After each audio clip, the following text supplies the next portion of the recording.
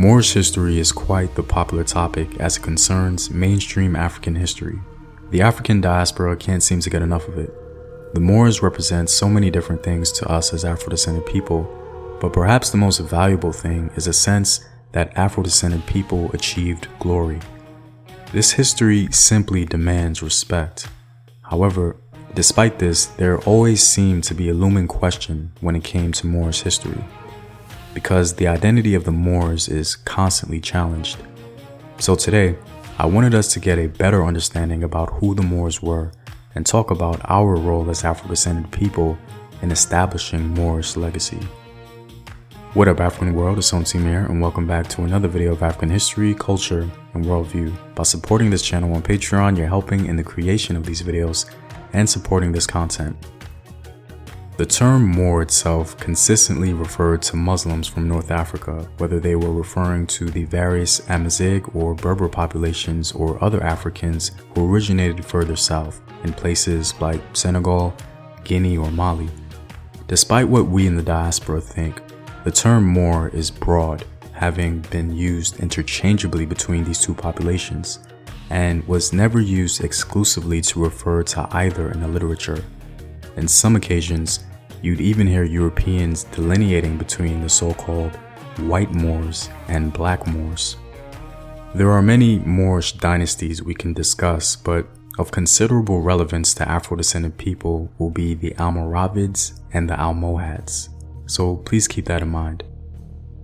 When the African diaspora thinks about a Moor, they often think about the black soldiers or rulers who conquered Spain, but we hardly ever refer to the names of the actual dynasties who accomplished this.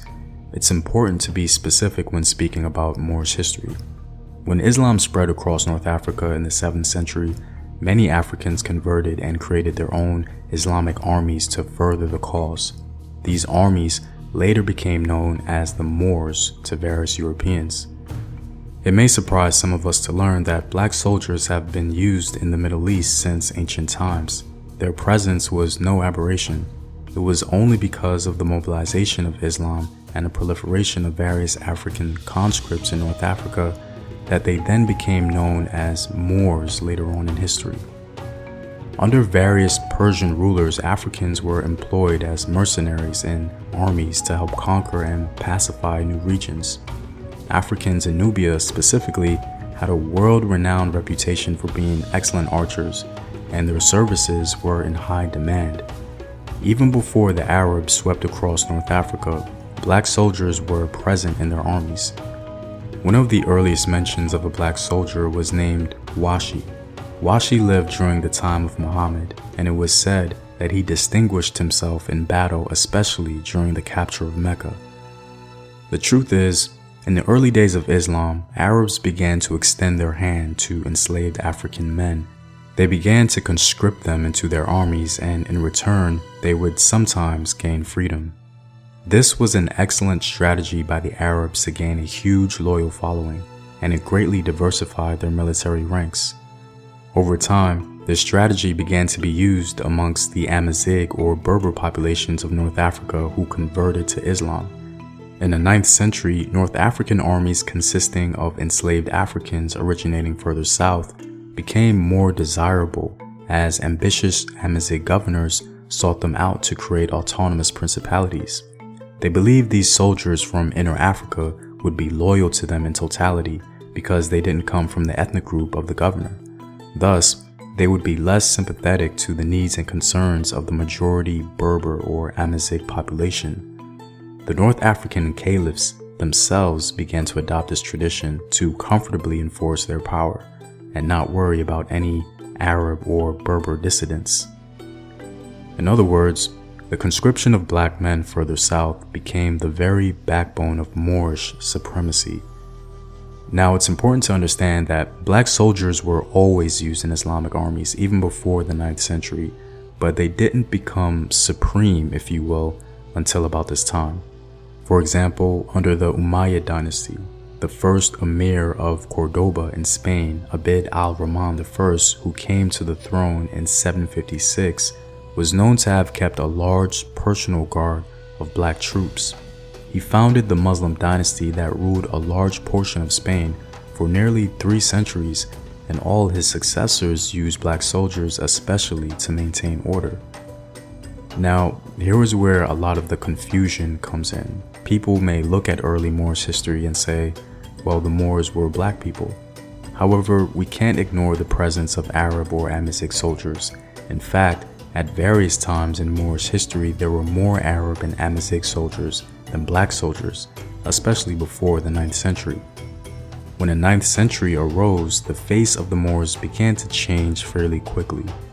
Ahmad Tulin, who came to power in 884, the first independent ruler of Muslim Egypt, began to rely heavily on black soldiers, most of which came from Sudan, many of them Nubian.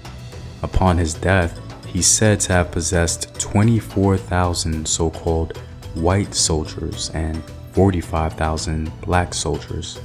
In essence, his army consisted of black men. His son was protected by 1,000 black soldiers alone.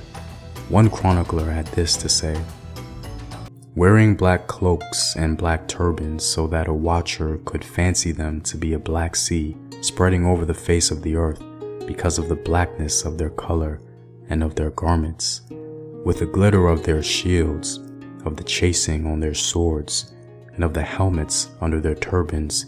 They made a really splendid sight. So it would seem as though the 9th century really ushered in the power of black soldiers, giving Moorish armies its distinction. Any European, ostensibly, who had never seen black soldiers in such great numbers would have certainly spoken about it and identified them as being the power of the Muslims. And if we look throughout the literature, this was indeed the case. This is why Europeans in their artwork oftentimes represented the power of the Moors with an image of a black man.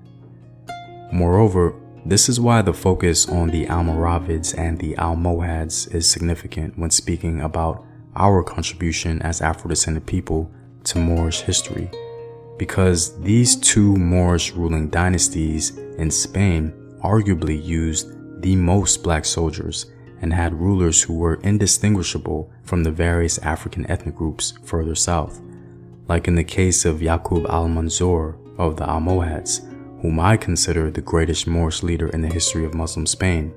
His mother was an enslaved woman. Some sources evince that she was likely a black woman, as it was common for Amazigh Moorish rulers to have children with enslaved black women. This was the case for several Moroccan rulers as well. One of the primary reasons for the rapid growth of black soldiers was the need for North African Amazigh rulers to have complete control over their soldiers and not be challenged by any intermediate power of opposing ethnic loyalty that would come from Arabs or other Amazigh clans.